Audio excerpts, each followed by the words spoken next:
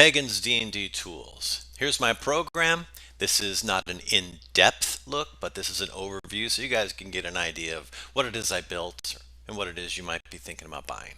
So we're going to start with taking a look at the help stuff. So in-depth ideas are going to be put in info scenes for city scenes. You get a lot of the in-depth looks at it, and that's for everything, whether it's for cargo or city scenes. All of this help file stuff is going to be in there. Positioning, another one. All right, let's not bore you with how all of the in-depth each of those programs work. Let's take a look at, I'm a DM and I want stuff to work very fast. That's the way we're looking at it. So we got a small city. Sure, let's go to medium-sized city. You can open cities that you've made previously, delete, save, cities that you make. Let's make a new city. We're on the fly. The PC's got us joking around. So now we've just made 78 different of the different professions. So what are these professions exactly? Which ones did we not get? We didn't get these 12 professions, randomly didn't show up. So you can look at them like this. There's two of these, there's three brewers. Where's the brewer? Brewer. What is a brewer? Where was the name of the city, or the name of the shop? What district is it in? So then we're going to look at districts. You can look at cities based on districts, whether there's 9 in the North Ward, 23. Which 9 are in the North Ward? Well, double click it and get a look at it. Or you can drop down like this and get I don't know, mercantile. Mercantile has 23. So what does a chapman do? Chapman is a traveling peddler, normally frequent. You get the idea. Here you got this. This is different ways to look at stuff. 150 total shops have been made. How do you make shop is kind of random based on city population, but it's not a help desk. Let's move on. For professions, there's over 90 different professions, and the professions I've whittled down to are the ones that actually are usable in an RPG setting. Every single one of these is usable by the PCs in some way, some fashion. So we have professions. Here they go, all 150. Go DM, your turn. Just go. You know exactly what everything is and what they're doing, right? No, of course not. So, architect, simple enough. What is an architect? You're clicking on beauty. Let's see if we got some more of these fun ones down here. Look, we got a prostitute group. Awesome. What's a prostitute? If you didn't know. So you take a look at what the professions are. You take a look at what the professions are. You can take a look at them based on what the PCs might look at. This is only looking at them as 150 as a drop sum. You're not even trying to sort them in any specific way. So here's the first group sort you might be able to do, or they might look for. They're looking for a tavern, food and drink. Sure, we go to the tavern. There's like a couple brewers. There's a couple brewers here. This guy's in the mercantile. Blah blah. But maybe you don't even care. So you just double click this, the glove and the lord, and it opens up the shop. There it is. The shop's in. So we got glove and lord, the brewer. There's no city name because we didn't save the city, but as soon as we save this name, it'll be there. Shop quality is 7 out of 10. Shop size 7. Item 8 out of 20. These are the things that are currently available. The prices are either standard or they could be dropped. They could be increased by 12%. They could be dropped. This one's by 6. You get the idea. The beer that's available. Oh, look, this is a cool game. Dragon's Treasure. So this is the game it's currently offering. So we can double click it and it gives you a quick run through of it. And if you want to take a better look at it, you can come through, double click on it, take a look at what you got. So, you have a dragon. There's rules for setting it up. There's a treasure. I treat this more like the idea that it's going to be, let's put player 2, I don't know, maybe in the other corner. So they got a race to try to get the treasure and get back to their spot before the dragon comes and gets them. Before that dragon starts walking his way and coming to get him. Whatever, how it works, pretty cool game. Anyway, there's other games, how it works. Joust is interesting, guys. You might know this one is about jousting matrix. right? This is actually fixes the Fest Pale problem, the old chainmail broken thing. It actually works now. Think about mechanical riding bowl system. It is whatever games. What are these things up here? It's about quality, or here living expenses. How do the PCs live in the city themselves? Social level. If you're living cheap because you're trying to save every dang penny you got, well, you're getting poor results in social level. These could affect how people deal with you. Are you not even washing yourself? You stink. You're going to get negative on your social level, or you're living well. You're going to get positive on your social level, positive dealings with those guards in the city. Shoppers, a lot of shoppers here. Money, cash box. Why is there only 140? Well, actually, that's a lot of money when you actually look at how living costs work. This is based on AD&D Second Edition, and all costs are based on living costs, based on people's actual performance. Where you're a laborer making 1 gold a day. A quick thing on money, PGSC. This is actually platinum, gold, silver, and copper. So everything's 10. It's 10 copper makes 1 silver. 10 silver make 1 gold. 10 gold make 1 platinum. Just makes life easy. You don't have to deal with this. Is 5 of this and 2 of that one. Just use a calculator, and that's the value. So basic services that are in the city, basic costs and services. This is quick for the DM to take a look. Living type expenses. All right, so hey, we're going to go to let's try something different. Let's go to clothing shop or whatever. Let's take a look at where's the clothing shop. Cobbler, draper. What's a draper? A draper is a cloth merchant. What's fine. Let's take a look. Let's jump in and take a look. So they're all based on what's available in their shop is based on who they are as a profession. And then in the end, they don't get everything, but here's 11 out of 12. So if I want to add more than what's here, then you click this and you can see on available shop items. These are actually the items that he doesn't have available currently that could have been available in his shop, and these are possibilities that he could have these. So he has 11 on a d20. So does he have high hard boots that the PCs might be looking for? Then roll a d20. If it's got 11 or less, then yeah, he's got it. Otherwise he doesn't have it. And maybe you don't even want to play with this, and you're like, well, screw, I don't want to play with just available spot items. I want to go with all shop items. So fine, we'll go every shop item. There's over 500 items available that you could get in here, and then screw it, who cares that he's a draper. However you want to play it as a DM. Costs, this is only 312 gold. Well, most of the cost is actually in the equipment that's here. There's a lot of equipment that all of his money's in, and you can break the money down this way. Use a calculator to help you. It's available. I information. This is about just on the fly. Here's a shop. Here's a thing. So let's get a little more in depth on it. So let's get to a scene. Let's create a scene. City scene. So it's going to take the current city that we're in. It's going to create a city scene. It built it in trade winds. I don't want to just look at it like this. I want to actually look at it boom like this. Let's add a map to the trade winds. Let's take a look at the scenes. We've added some scenes. Maybe I want an event. So here's an event down here, Quantum Magic Flux. Maybe I don't like it. Maybe I don't like these kind of. Here, maybe I use it. Maybe I don't. Here's our city scenes. This is the currently. Maybe they're at the Tile Maker, which is at this location. And you're ready to role play. Maybe I don't like the scenes. Re-roll the scenes. And that's pretty much it, guys, on that. There's a city, and it's just on the fly. Save it. Don't save it. You want to make a new one? Hey, let's just go small boom. Let's make a whole brand new city, and we're just going to go flying with it. Let's take a look at what do we got? Anything interesting we want to look at? Actually, yeah, let's take a look at. Let's want to make granularly. You can make stuff. So I want to add something to this, and let's just click randomize to make my life easy. So I don't care about a sheather. I'm looking at something like what would be cool is the barrister. Yeah, barrister would be cool. Let's add a barrister. We can leave everything else as it is. We can re-roll the name however you might want, whatever, and then add the shop. So he's going to be in the Junction Cross. So let's go back into the stages. Our guy's going to be here. Boom.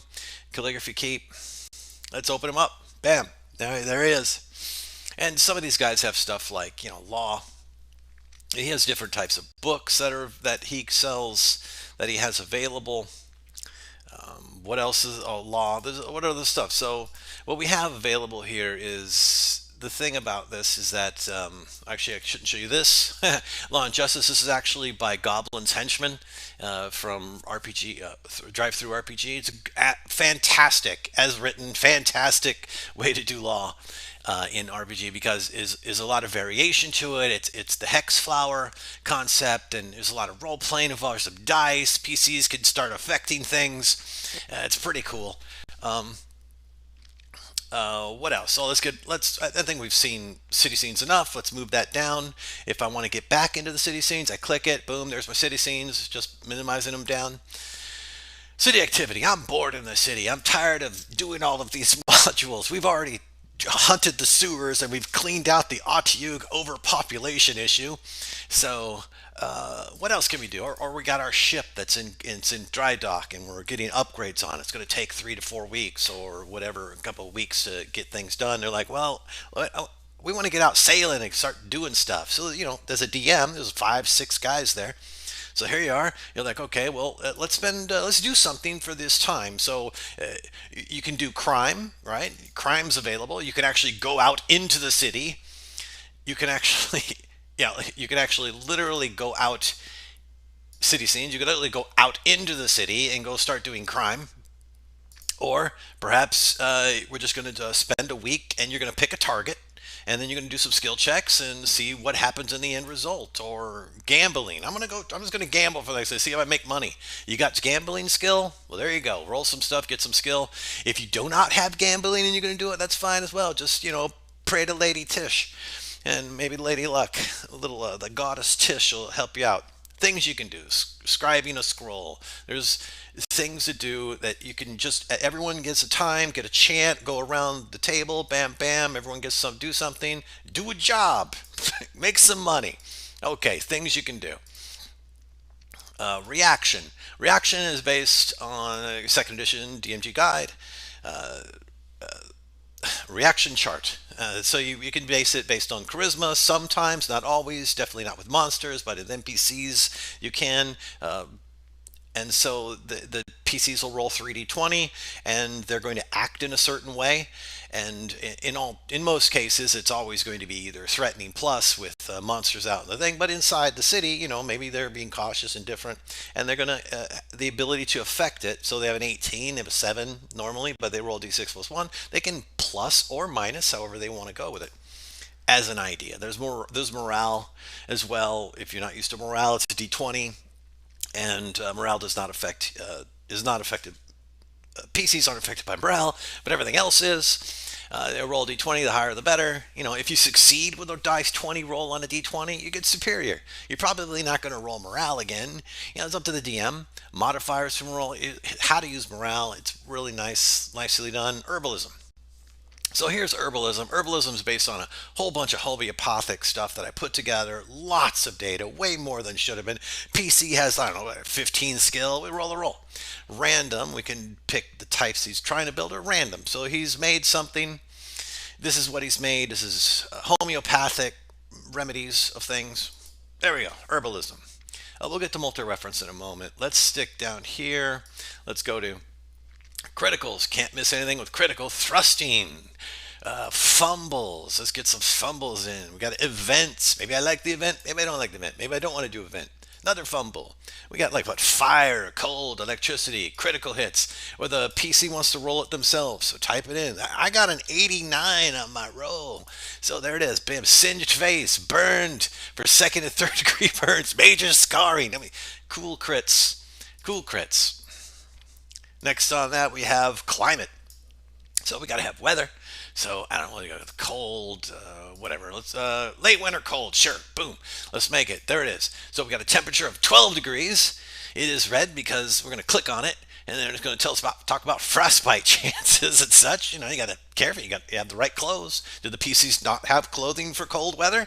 Well, they should have thought about it. Well, they'll start thinking about it now. Visibility of 2. Visibility based on positioning. In Seafaring. Base movement is -1 to the base movement of the speed. Why? Well, because we got moderate winds at 19. We can click the moderate wind speed. It gives you effects of things, or don't. if you don't care.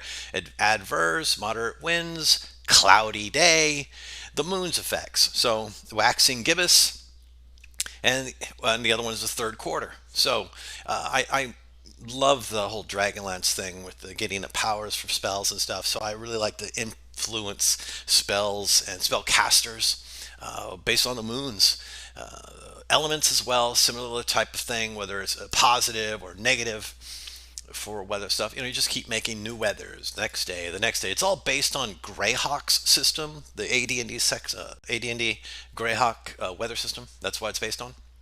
An event. I want a seafaring event or a natural event. Look, what is this? Look at it. We got a celestial event, solar eclipse. Perhaps crew morale is going to go bad because these things are bad omens, people. They are not like, oh, let's go take a picture of it. Bad omens. I don't like that event. Let's change the event. Something with a ship. Blam, blam. Or you click I and get like all of them.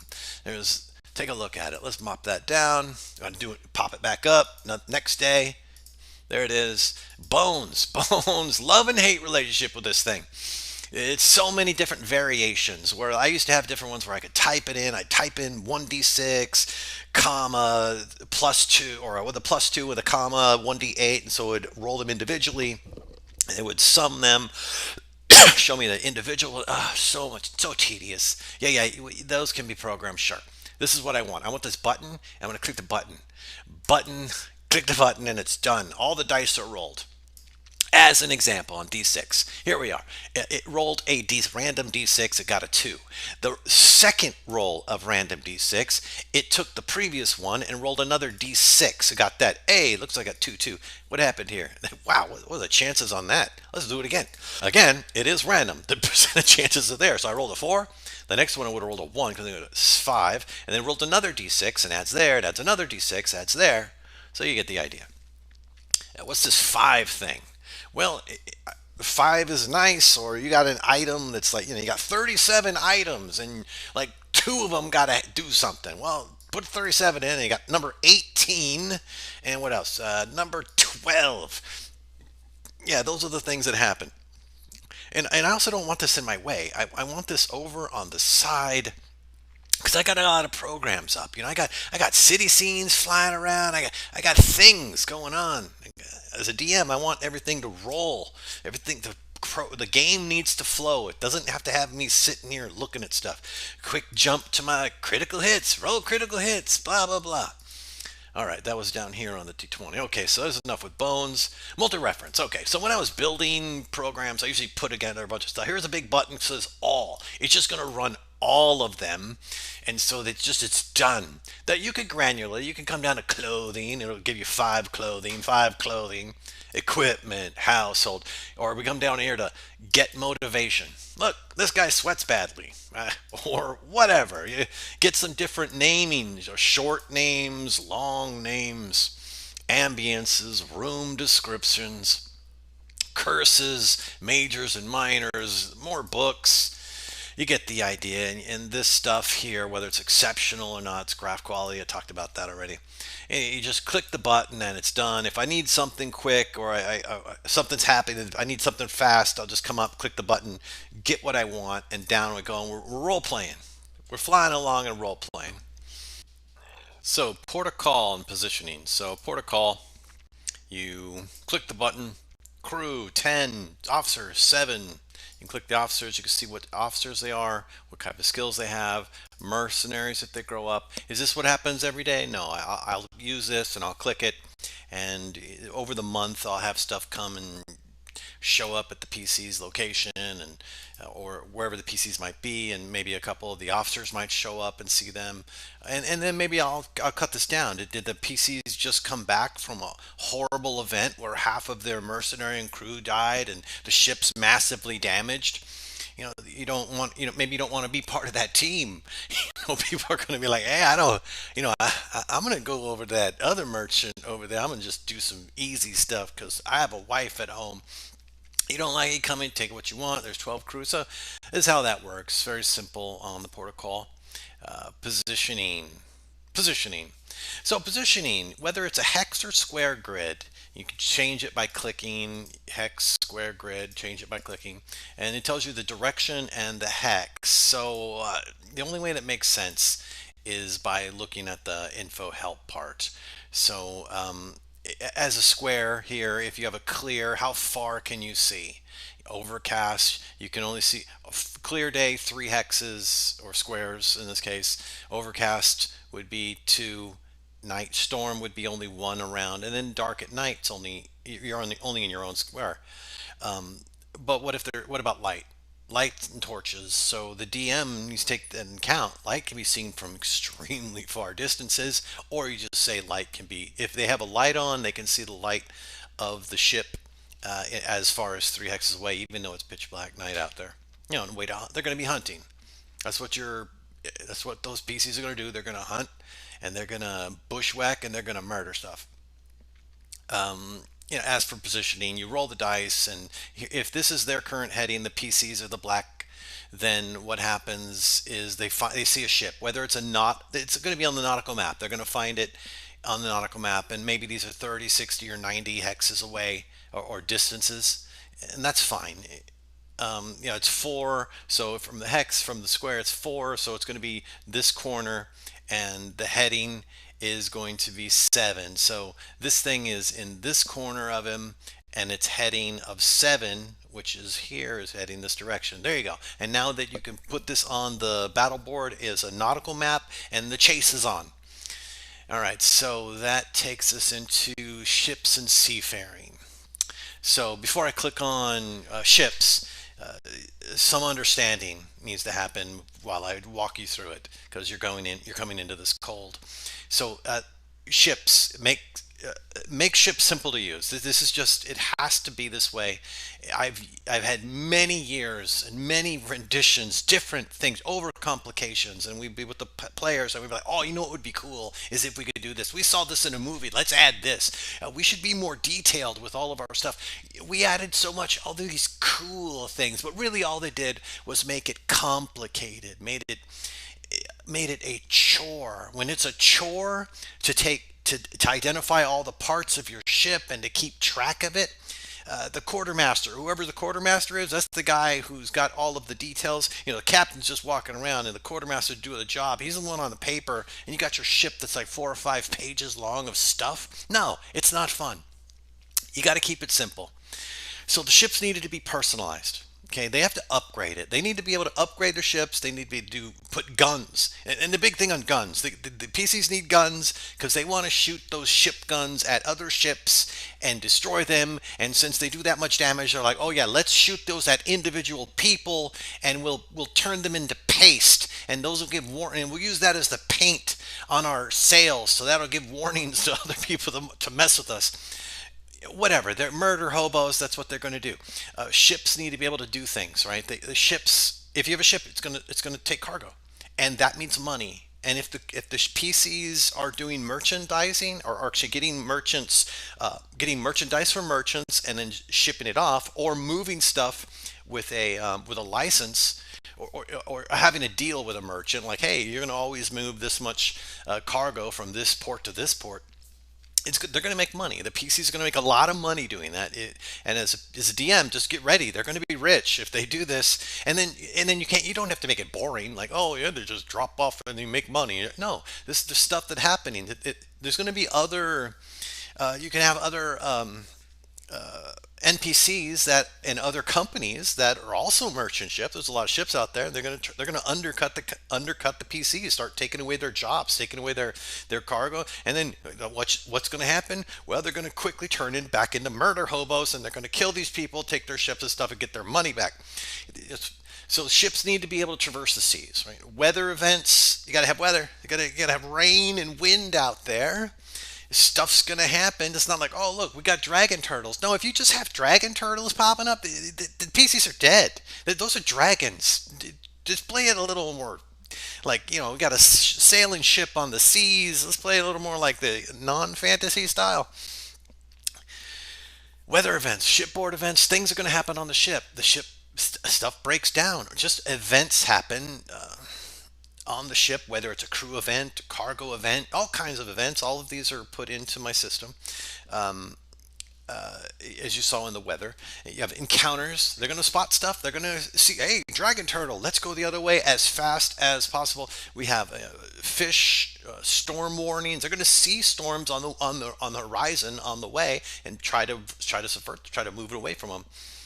Of course, they're going to see ships, right? Because that's their number one goal. Is it carrying stuff? Because we want to, you know, we want to talk to them. And then it has to be simple, right? So the players, the entire ship is a 3 by 5 card for them. You have, and here, let's get to a bigger screen here. So Seafaring, yeah, big ship. They got small, medium, and large sections, blah blah blah. But here's the 3 by 5 card. It's got 9 parts.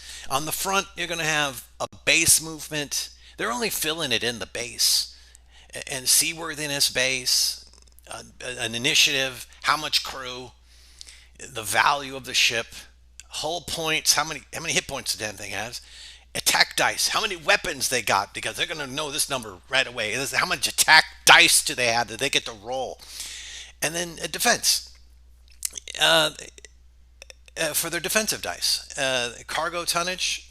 If they have any personality, it's all one 3 by 5 card, and they fill it out. It's very easy for them to fill this thing out. And the one who has to do all the work, of course, is going to be you as the DM. You need to do some work, but I built the program that makes life a hell of a lot easier. So here's another thing about the movement and positioning. So it's easier to show in a picture and it's hard to explain. So on a battle board or on a nautical map, doesn't matter. It's exactly the same. You have we use D8s on the battle board. The reason we use D8s is because they actually have a point. It's as if they're pointing in a direction. You can change them by number, or you could change them by dice color, and then you could have a whole bunch of ships out there all moving around. It's nice and easy, nice and flow. So in this case, the ship has 10 movement. So it moves from here. Its current facing is this direction, so it moves one into the hex, two into this hex, a third move into this hex, but now it wants to go, in this case, north. So it's going to change its facing. So changing one facing is 4, changing the second facing is the 5th move. And then it's going to move up into move hex 6, move hex 7, move hex 8. And then it wants to get left, right? So it's going to have to change its facing to 9 there, and then 10. And there's its movements are done. So that 3 by 5 card for the DM is this. Now, let's start at the top. It's got small, medium, large for those maintenance, poor, average, or just leave it as any. Crew type, green, trained, crack. So it says 3, 3, or 3, right? If we just leave it as any, you can hit create, and boom, we have just made a ship. It is now done. If you wanted to turn it into a merchant, what's going to happen is it'll drop the weapons and it's going to increase the amount that happens here. But it's still a random classification, and you can see how the numbers come up. So the other one was red, and this one is 3,785 gold. So you can double click it. It tells you everything that's in there. You don't have to do anything. It's just random. If you don't like it, you see this carry thing, you can double click that. Now we just went red. Now that's for the PCs, right? It's in the Seafaring stuff, so yeah, when they're gonna want to see like how laden is the vessel, and so it's just not possible to do realistically for ladenness, and it's a role playing game. This is the PCs know about what they're doing, because 1 ton of pure gold is going to be a lot more value than 20 tons of just sun dried brick. And what are they going? Oh, we're going to always go for that sun-dried brick because it's the most laden vessel. How far down is its draft or freeboard? No, we're not worried about that. It's if they make their roll on understanding its ladenness, they're going to get a basic value concept. They're going to get whether it's red, not the number, but red. And let's make some color. You got yellow, and let's try to get a bigger ship in here. What do we got? Medium. Let's go large ship. Let's just get a big dollar value here. Look at this, 4,000. Look at these, red, yellow, and the other one, which I can't seem to get, is, funny enough, is green. But it's based on how much cargo capacity and the percentage versus the total dollar value it can carry. So a green is going to be even higher for a large ship. So anyway, you can double click it, so they know that this one's green in ladenness, and so they know, ooh, that whatever that small ship, that baby's loaded up with some stuff. And what is it? It's this. Maybe they're doing information gathering. So, okay, anyway, let's continue on. All right, so I rolled a bunch of ships here. I got a small. We'll just keep it. We got re-roll of a ship. So we got green crew 45. Sometimes you'll see the morale and position issue go down. So the reason of that is because the max is 50 for a small ship, and we've just added 50 right here. We've just maxed out immediately. So let's create another ship. Oh, we're forcing small. Let's do any. That's fine. Oh, it doesn't have to be a merchant. Let's get some more variation here. Less merchants, we get more stuff. So as you see, some of the positions got worse position initiative, worse morale, and these are things that can be identified in the middle of combat. It's in the Seafaring handbook. So when they're sighting the ship or chasing, and they get within it, if they're getting closer in distances, they're going to see stuff like, what type of crew are they? Do they have any mercenary? What types are on there? The crossbowmen, the gunning swords, officers. You could double click officers and see what kind of officers are on there. And some of these things might be, if they have heraldry or the ability to see heraldry, they're going to see who these things are. And maybe they know who they are, and maybe they don't. So this is a crack crew. You could change stuff if you want. Right now it's poor. We could put it in good. Upgrade is currently +1 on base movement. You could double click this and and it'll just randomly start giving you some selections, like when weapons come hot. That means it's going to get even more dice in here. And you can get much more dice than this. Like when you're in point blank range and short range, those are dice. If you're crossing the T on them, that's dice. If you're broadsiding them, there's another dice. You keep adding weapons. Like you start getting large guns. Let's get a large. You got getting large. I mean, we're getting 3 guns in here. And in the Seafaring Handbook, or the PDF, there's cannons in there, but in general, you don't use cannons. Most people don't use black powder. As soon as you give, as a warning, as soon as you give explosive powder to your PCs, they will, and they can't help themselves. They look at it with 20th century eyes. There is so many things you can do with explosives, from breaching clear to rocketry. It's unending. It's unending. Okay, be forewarned. All right, so let's see. We got some stuff going on. We're going to put some damage. So like this thing's got 20 hull points. You'll see how current the base value is 16,000, and it's 800 per hull point, or hull point to actually fix it in per value. But based on its current, with being an upgrade, at its upgrade, and its maintenance level acceptable, so it's going to be on base on its upgrade. It's gone up as a large ship. It's now 22,000 in value. That's the current value. But the PCs are fighting it, and they took some damage. So let's say whatever, it's got 20. So they took 5, and they did 5 hull points of damage. Just at the DM, you could just put, okay, they got 5. And you're currently what the current value of the ship is. And sometimes the ship, they'll like, oh look, this big ship, and we're like swimming around it with our small ship and just doing some. We just did 18. We just have 18. So it's really got 2 hull points left, which is really just this times 2, right? Which is, shows you there. It's 22. The entire large ship, when they win and they fight the battle and they get it, and they're like, yeah, this is our great ship, and now it's awesome. Okay, in order to fix this ship from their small ship, which won the fight, by the way, they tend to ignore it. Their small ship won the fight. They want this ship that has 18 hull points of damage, and it most likely got base movement, got critical hits with base movements and position initiative, seaworthiness. You can roll other BC rolls when they take in these hits and they take in these crits, and it probably has more of these. And this damage, so that in order to fix it, you could just take the difference there, right? You think somewhere around 19, somewhere around 19,000, and then it's good. 19,800, and then we're good. That's how much it's going to cost them when their payout is 45, which is a decent payout. Anyway, you get the idea. You just click, you create, boom, you got yourself a ship. All right, so I think I just finished. Well, I hope you guys enjoyed this, and please feel free to come on and take a look at Pagan.com. It's Pagan's D&D tools. You can buy it from me directly. You can also get it on DriveThruRPG. And I hope you like it. Have a nice day, guys.